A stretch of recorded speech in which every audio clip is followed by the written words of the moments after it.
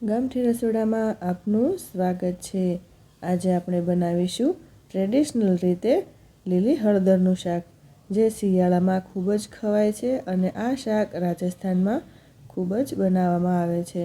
તો આ શાક આપણે શિયાળામાં ગરમા ગરમ મળી જાય તો ખાવાની મજા પડી જાય। તો ચાલો આપણે બનાવવાનું શરૂ કરીએ। મેં અહીં 250 ગ્રામ જેટલી હળદર લીધી છે, જે મેં 1 કલાક જેટલી મેં પાણીમાં પલાળીને ધોઈ ચોખ્ખી કરી લીધી છે।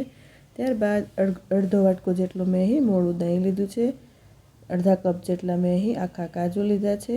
ત્યારબાદ 1 ઇંચ આદુનો ટુકડો, 15થી 20 જેટલી લસણની કળી અને 1 મરચું લીધું। ત્યારબાદ 1 કપ જેટલા મેં અહીં ફોલીને વટાણા લીધા છે। ત્યારબાદ 1 કપ જેટલી મેં અહીં લીલી ડુંગળી લીધી છે। ત્યારબાદ 2 નંગ જેટલા કાપેલા ટામેટાં અને 2 નંગ જેટલા અહીં સૂકા કાંદા લીધા છે કાપીને ઝીણા। તો હવે આપણે આ લીલી હળદરને આ રીતે ચાકુની મદદથી ઉપર નીચે આ છાલ આવે છે તે આપણે આ રીતે દૂર કરી લેવાની છે। ને છાલ દૂર કર્યા બાદ આપણે એક ડીશમાં એક ખમણી મૂકી ને આપણે હળદરને આ રીતે ખમણી લેવાની છે। અહીં હળદરના ટુકડા કે ચીરિયા નથી કરવાના। અહીં આપણે હળદરનું શાક બનાવવા માટે આ રીતે ખમણીને જ બધી હળદર તૈયાર કરી લેવાની છે। તો અહીં સરસ એવું ખમણ આપણું તૈયાર થઈ ગયું છે। તો હવે એક મિક્સર જાર લઈને આપણે આદુ મરચાં લસણને વાટી લઈએ ને ત્યારબાદ હવે આપણે ગેસ પર એક જાડા તળિયાવાળું વાસણ મૂકી ને તે વાસણમાં આપણે જેટલી હળદર લીધી છે તે જ પ્રમાણમાં આપણે સામું એટલું દેશી અહીં ઘી લેવાનું છે। આ શાક ઘીમાં જ બનાવવામાં આવે છે, કેમ કે હળદર વધારે પડતી ખાવામાં ગરમ હોય છે, એટલે આ શાક ઘીમાં જ આપણે સામું જ બનાવવામાં આવે છે। જેટલી હળદર હોય તેટલું જ સામું ઘી લેવામાં આવે છે। તો ત્યારબાદ આપણે હળદરને ઘીમાં ઉમેરીને આ રીતે આપણે સારી રીતે ચમચાના મદદથી મિક્સ કરી લઈએ। તો અહીં આપણી હળદર થોડી એવી સંતળાઈ ગઈ છે અને તેનો પાણીનો ભાગ બળી ગયો છે। તો હવે આપણે ઉપરથી ખમણેલા એટલે કે ઝીણા વાટેલા કાંદા ઉમેરીશું ને ત્યારબાદ આદુ મરચાં લસણની પેસ્ટ ઉમેરીશું ને તેને આપણે થોડી એવી સાંતળી લઈએ। ત્યારબાદ સંતળાઈ ગયા બાદ આપણે હવે વટાણા ઉમેરીશું, તેને પણ થોડી વાર માટે આપણે ચડવા દેવાના છે। અહીં ચલાવતું જ રહેવાનું છે, જેથી હળદર નીચે બેસી ન જાય।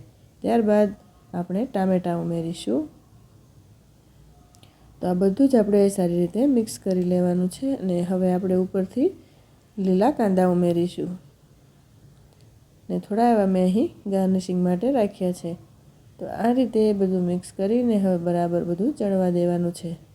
અહીં આપણે પાણીનો ઉપયોગ કરવાનો નથી। આ જ રીતે આપણે બધું જ તેલમાં જ આપણે સાંતળવાનું છે। તો અહીં આપણે સ્વાદ પ્રમાણે મીઠું ઉમેરીશું। અહીં તેલ પણ છૂટું પડતું હોય તેવું દેખાઈ રહ્યું છે।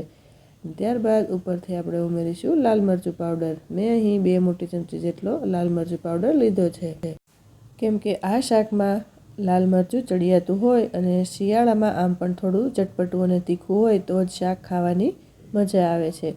તો અહીં બધું આપણે આ રીતે મિક્સ કરી લઈએ અને હવે આપણે ઉપરથી ઉમેરીશું ધાણા જીરું પાવડર 2 નાની ચમચી જેટલું ને ત્યારબાદ 1 થી 1.5 ચમચી જેટલી આપણે અહીં ગરમ મસાલો ઉમેરીશું ને બધું જ આપણે આ રીતે મિક્સ કરીને જોઈએ તો સરસ એવું તેલ છૂટું પડી રહ્યું છે અને શાક આપણું ચડી જવા આવ્યું છે। તો હવે આપણે ઉપરથી ઉમેરવાના છે અહીં કાજુના ફાડા, તે આપણે ઉમેરીશું ને થોડા એવા મેં અહીં ગાર્નિશિંગ માટે રાખ્યા છે। તો ત્યારબાદ આપણે હવે છેલ્લે આપણે ઉમેરીશું જે મોળું દહીં લીધેલું તે આપણે ઉમેરીશું। મોળું દહીં ઉમેરવાથી સ્વાદ ખૂબ જ સરસ એવો આવે છે શાકનો। તો અહીં આપણું શાક સરસ એવું ચડી રહ્યું છે ને એકદમ રેડી પણ થવા જઈ રહ્યું છે।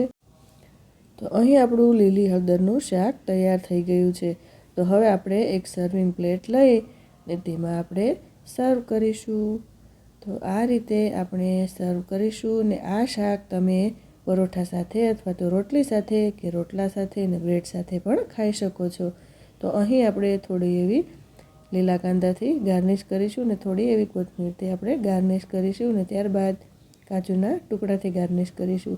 તો અહીં સરસ એવું દેખાઈ રહ્યું છે લીલી હળદરનું શાક, જે જોતાં જ ખાવાનું મન થઈ જાય ને આ ઠંડીમાં તમે ઘરે એકવાર જરૂર ટ્રાય કરજો, ઘરે બનાવજો ને ત્યારબાદ કેવું બન્યું તે મને કમેન્ટ બોક્સમાં જરૂરથી જણાવજો. તો તમને મારો વિડીયો ગમ્યો હોય તો મારી ચેનલને લાઇક, શેર અને સબસ્ક્રાઈબ જરૂર કરજો. તો ફરી મળીશું ગામઠી રસોડામાં.